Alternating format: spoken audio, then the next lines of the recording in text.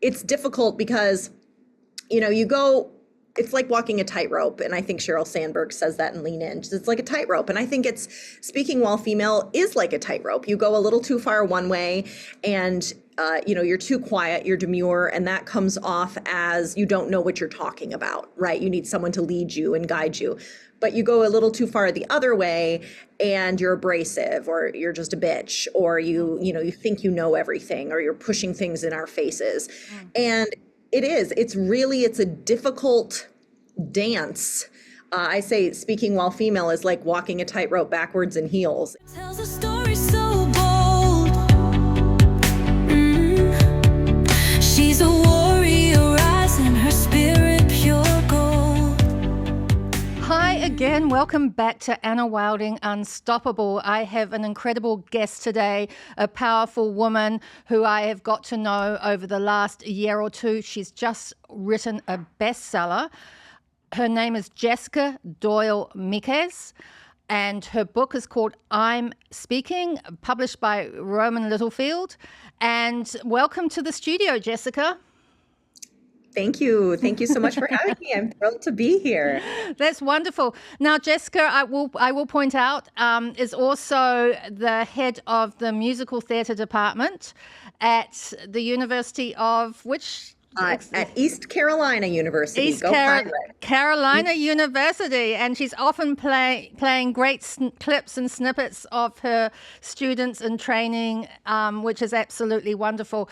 But we're here today, really, Jessica, to talk about your book, I'm Speaking, which is heavily geared, I think, to the female market. And we're going to talk about the power of the woman's voice and what is really happening with women today as we're in 2025, the progress, the lack of progress.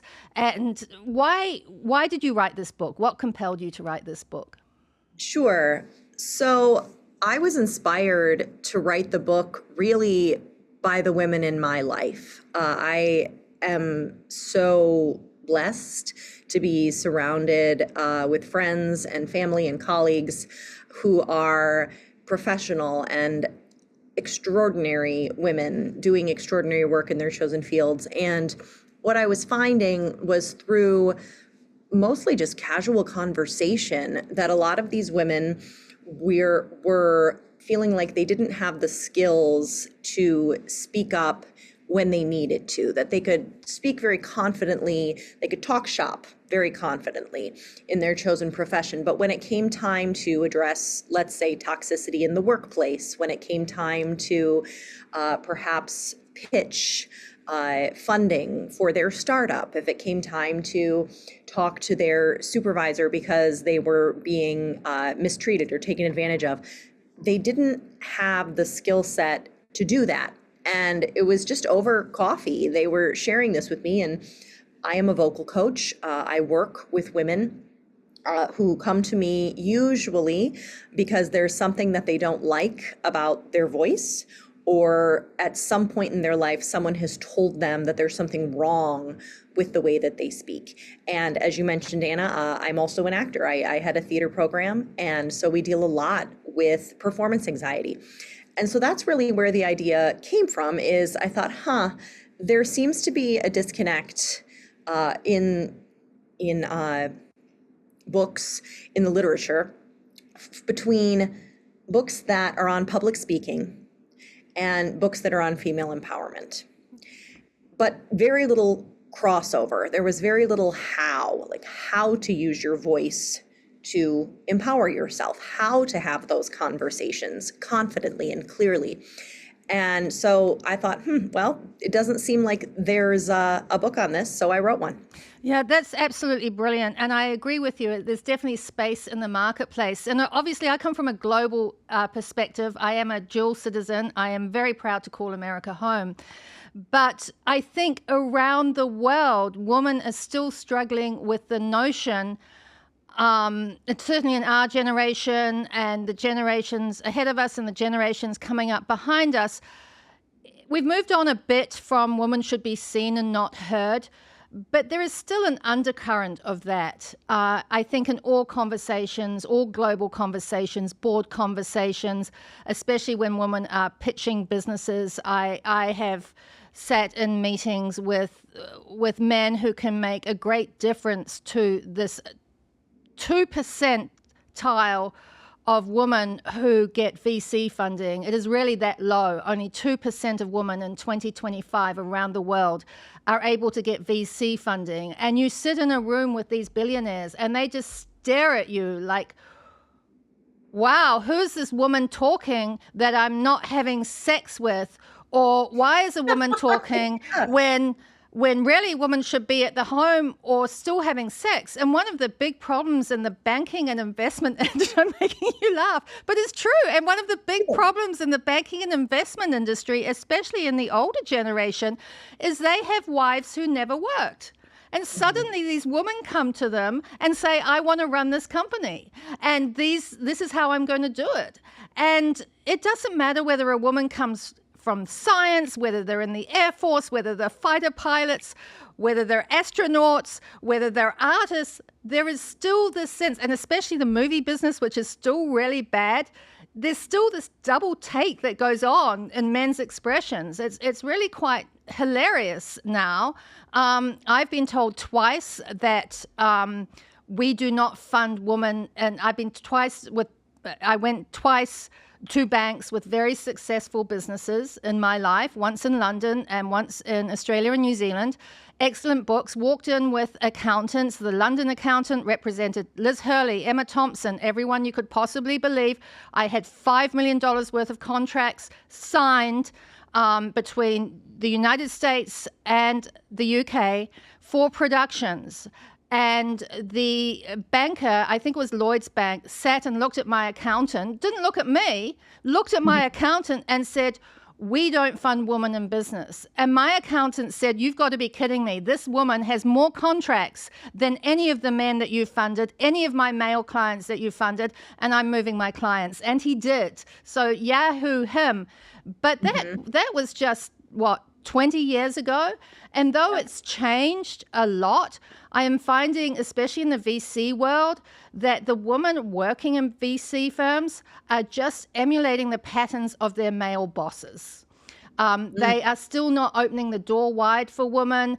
They are still, there's systemic bias where they're still following the trends of gender bias. And so I think your book is really important.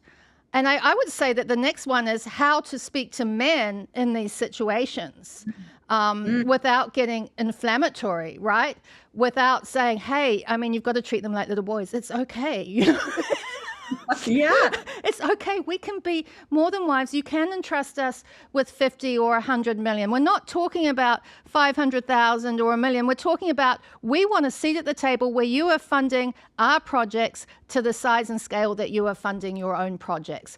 And I have seen cases where men say, well, pigs fly, give me 100 million, right? And I'm like, and those same men, in one instance, were coming to me for advice for 6 months. They were hiring me as a consultant. And there was, and they went and used my words and went and got $100 million, right? I could not have done that, even though it was my words, right? And other cases in my business where I have seen men say, pigs fly, give me 100 million. And what do you say to, I mean, have you noticed this in your daily interactions with your life? Yeah, I mean, I have, and I talk about it a lot in the book. I was on NPR last summer, right before, it was actually the day after Joe Biden announced that he was going to step down and that Kamala was going to run. And it was very kismet in terms of timing, because my book is called I'm Speaking, which was largely inspired by Kamala Harris, the title. And it just so happened that I was on A1 talking about gender and the voice and how our gender really determines how we're heard.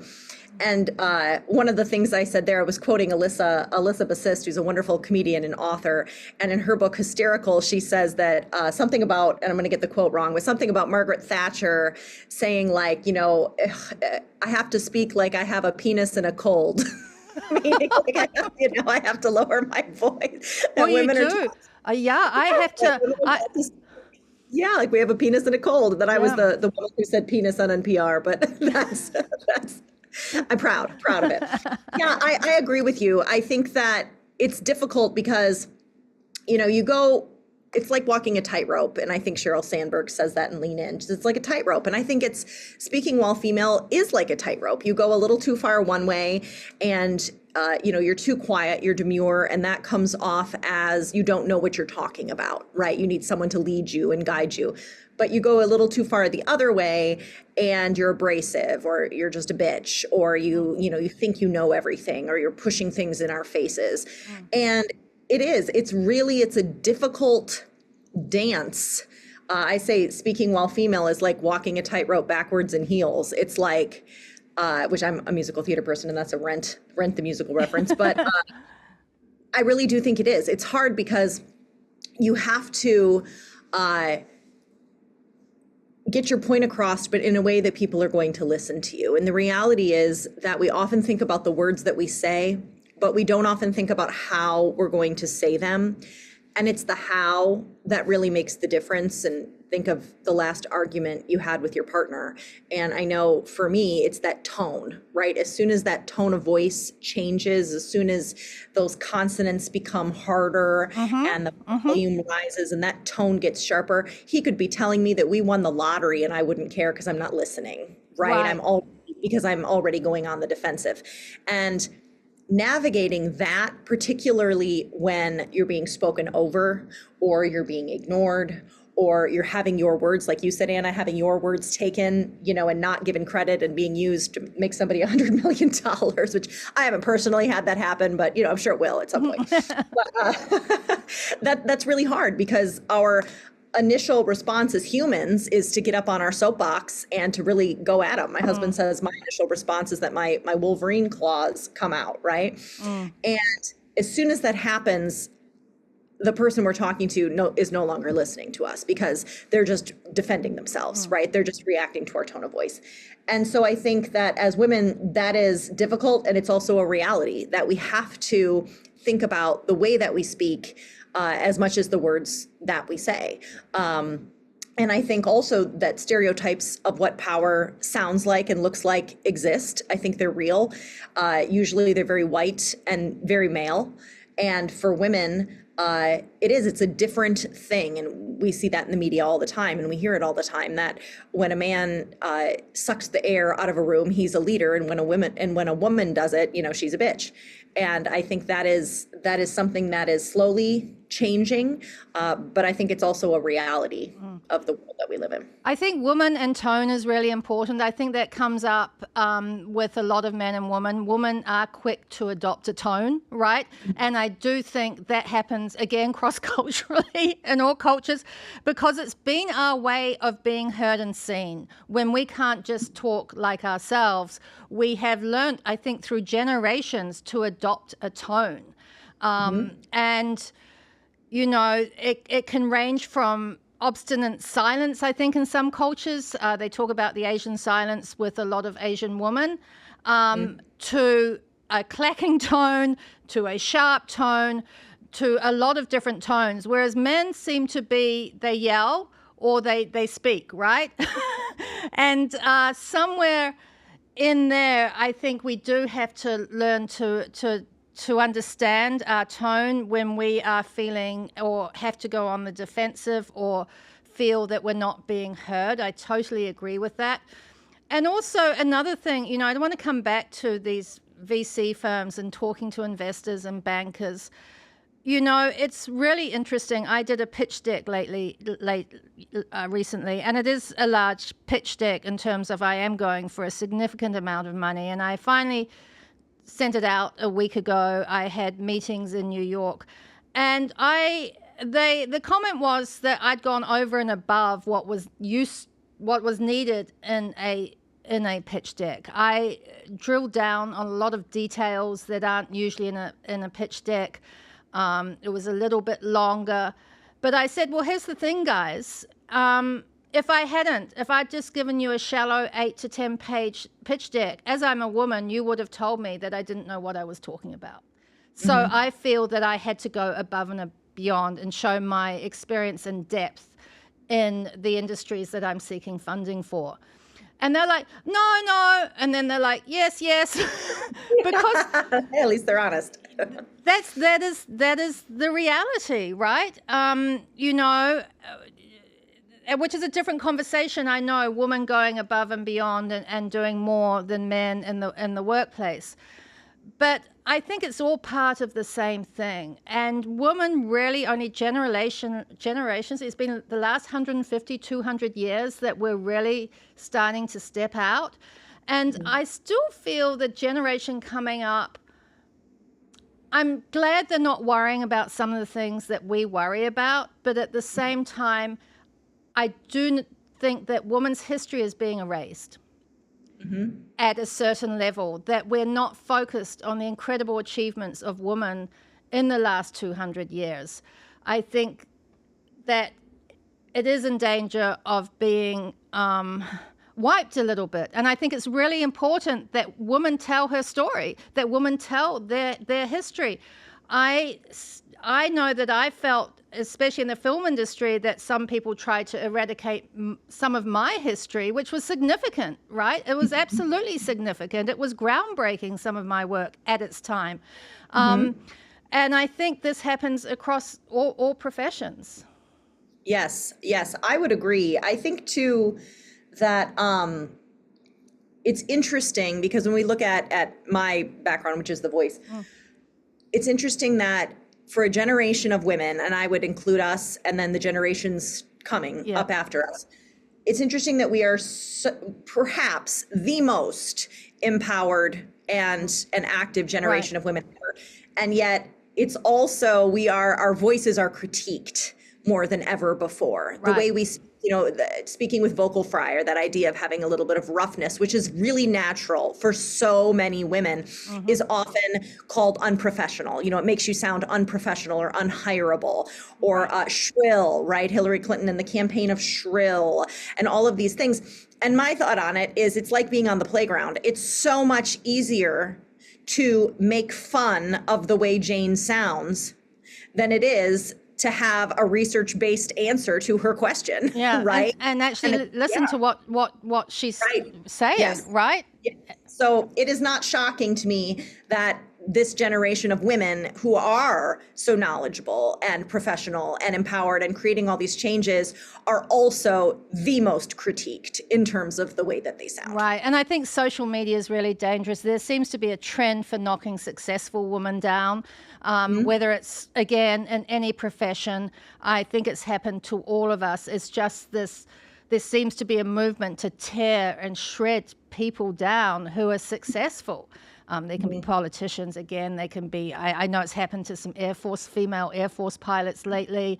It's happened to scientists. It's happened to people with PhDs. I mean, lawyers. It's happened to everyone. And, having been the only woman in a room a lot of the time, men can be aggressive with each other. They are very competitive. They are very ambitious, but they don't personally tear each other down. They leave it in the boardroom. They don't start making personal comments and attack women for everything under the sun. And I think that trend needs to change. And the only way that is going to change is for women to bravely talk about it. And of course, we're going to be knocked down again.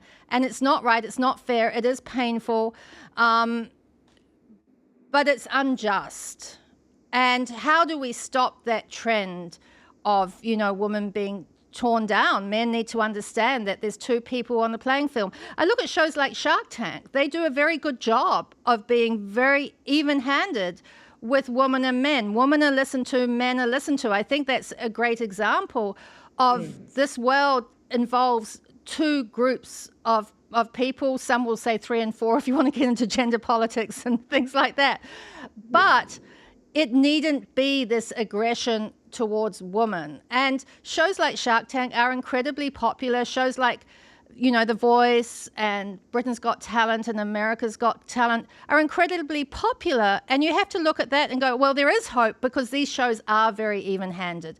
And you have to look at the internet and go, well, You guys aren't that popular for what you're doing in 2025. It doesn't really make sense. And I think it's a great step forward when you see really good populist shows emulating real life. And Jessica, I want everyone to come and get your book. Again, it's called I'm Speaking, and it's on a bestseller list, and it's up at Amazon. And where else can people buy it? Everywhere. I mean, everywhere books are sold, but mostly Amazon, Barnes and Noble, and it's in libraries nationwide. And it's called, yes, I'm Speaking, Every Woman's Guide to Using Your Voice, Finding Your Voice, and Using It Fearlessly. Right. And you've been speaking at conferences. I know we both speak publicly and things like that. So has that been an empowering process for you? It has. It's been wonderful. I think there's a different kind of energy when you walk into a room full of hundreds of women, and that coming back at you. It's really cool. Yeah, that's great. Okay, thank you very much, Jessica. Thank you, everyone. Come and join our next episode. And we welcome you. If you have any comments, write in. Any suggestions, write in. And we'll definitely give you links to where you can buy Jessica's book. Thank you so much. Thank you. Thank you.